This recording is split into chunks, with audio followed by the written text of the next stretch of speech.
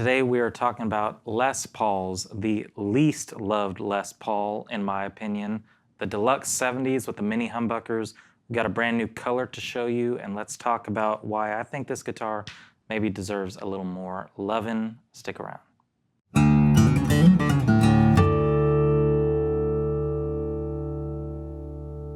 How's it going, everyone? This is Cooper Greenberg here at Alamo Music Center in San Antonio, Texas. You can find us online at alamomusic.com if you're interested. And if you haven't already, why have you not subscribed and liked the videos and commented on them to let us know what you want to see?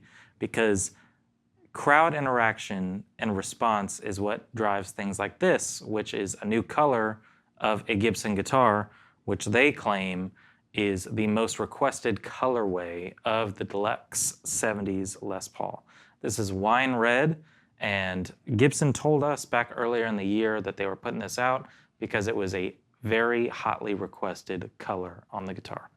This one replaces, if I'm not mistaken, the Cherry Sunburst, which I think is a good call. I think, leaving the gold top, it's the classic. I love a gold top on a Les Paul. And it replaced it with another solid color. It's transparent. And I just think this guitar looks super sharp. Now, I want to talk to you about the whole vibe of this guitar, because we've talked about it a little bit on the channel when they did release the Deluxe 70s. But really, recently Chris and I did a video on the other gold top guitar, the P90 Les Paul Standard 50s. They put out a new color in that, which is Tobacco Sunburst. Now, I think it's cool. They listen to people, they hear what kind of colors and finishes that we want on these guitars. But in that video, Chris made the claim that the P90 Les Paul is the least loved Les Paul, the least Paul. Now, I don't think that's true.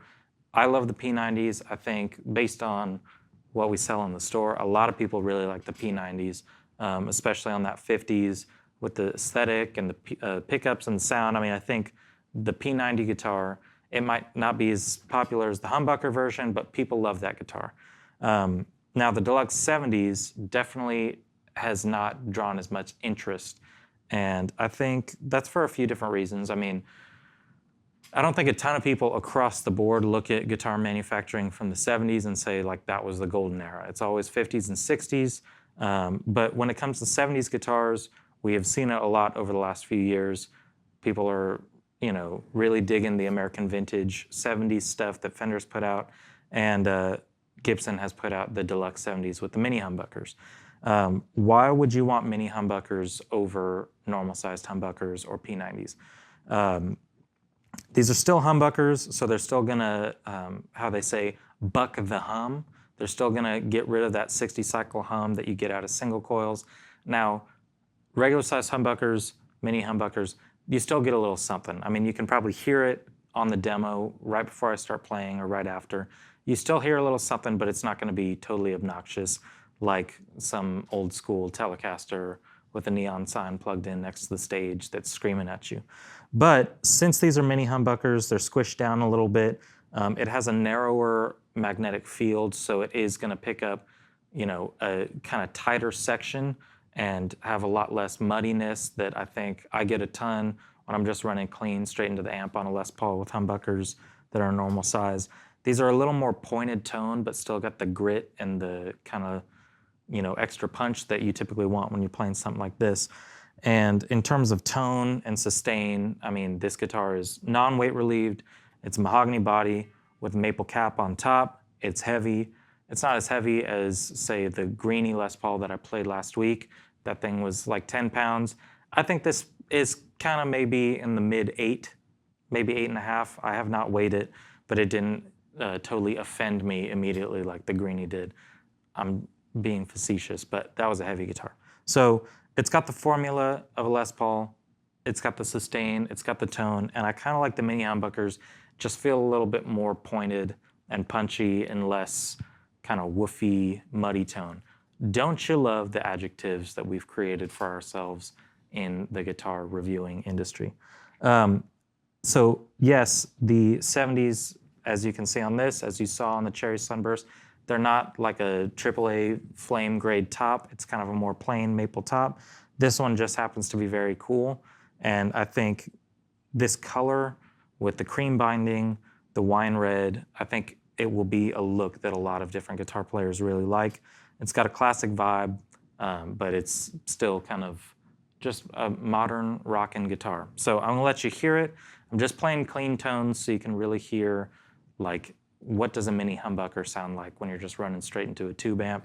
All the EQs are right up the middle and just a little bit of reverb, but it's kind of meant, this whole video, yes, it's to show off a new color, but maybe if you've been looking at a Les Paul, you love the look, you love the vibe, you love the feel of them, but you want something that's gonna take that big, wide, you know, almost kind of muddy, cloudy tone, tailor it down a little bit into something a little more narrow and punchy. This is what the Deluxe sounds like. Get a taste. Here you go.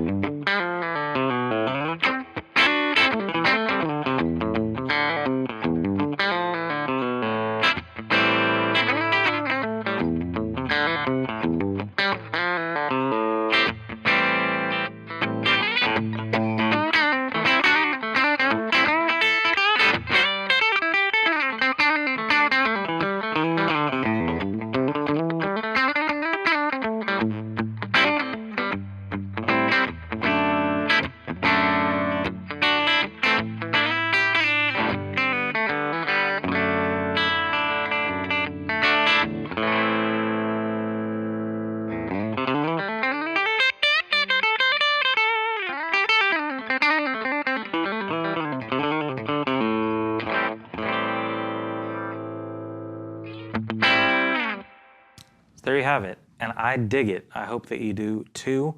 I think that, yes, the Deluxe 70's is lesser loved than, say, the P90, obviously lesser loved than the normal humbucker version, but I think a lot of that may be stigma. Maybe everybody wants to just see some bigger humbuckers on the guitar. But if they were the same exact size and it was just a veneer of a large humbucker cover, I'd love to get a blind test and see, do you really like the sound of the mini humbuckers more? I also think the word mini kind of has a strange connotation. It makes it seem like you're getting a guitar that's less than. Gibson has not been fantastic with the naming conventions. See faded guitars. It kind of gives maybe a little bit of a negative connotation. And when you play Les Paul, you want something that is not mini. You want something that's big and boasting and heavy duty, and you can get those tones out of these. They're just gonna have a little bit more control to them. So I think that everyone should consider this guitar, consider the Deluxe 70's, consider a P90 when you want a Les Paul, because you're getting it for the history, you're getting it for the feel of the guitar. This is a really beautiful feeling neck.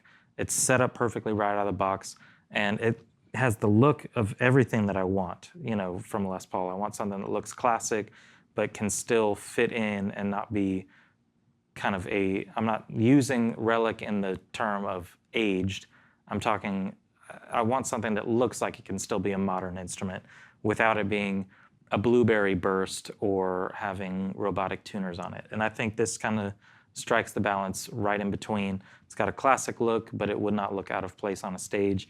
And I do think for certain players, having something with a little more control of the pickups without getting too wild and out there with all this muddiness is probably preferable. So if you can, get your hands on one, try it out, have your friend play one for you and turn around and then have him play a normal standard 50s or 60s with full-on humbuckers and see what sound you like better, because it's really about the sound that you're going to get and how you're going to feel playing it. And this hits all the marks for me. So let us know what you think. Do you dig the sound? Do you like the new color? Do you miss the cherry sunburst? I think it is a nice upgrade in the colors, and I assume that with more and more customer requests, we will probably see manufacturers fall in line and make the colors that people actually want. Who's to say? I keep seeing transparent green guitars out there.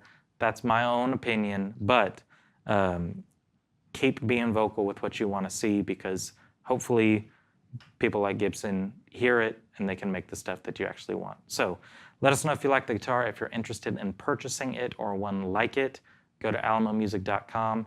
We got plenty of full-size humbuckers and P90s as well, so let us help you find the right Les Paul or SG or whatever else you're looking for from Gibson, because we've probably got them or we can get them for you. So let us know what you think. Visit our website, give us a call, come into the store, play anything you like, and we will see you next time.